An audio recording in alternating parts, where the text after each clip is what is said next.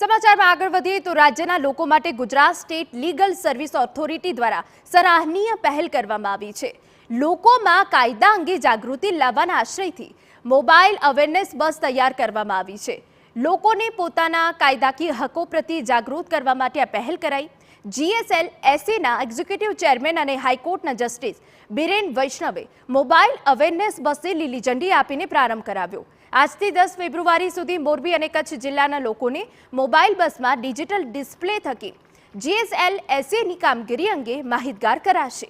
ગામના લોકોને સક્ષમ કાનૂની સહાય મળી શકે અને લોક અદાલત અંગે પણ સમજણ અપાશે। એટલું જ નહીં, LED સ્ક્રીન દ્વારા એનિમેટેડ મૂવી, શોર્ટ ફિલ્મ દ્વારા જાગૃતિ ફેલાવવાના પ્રયાસો કરાશે।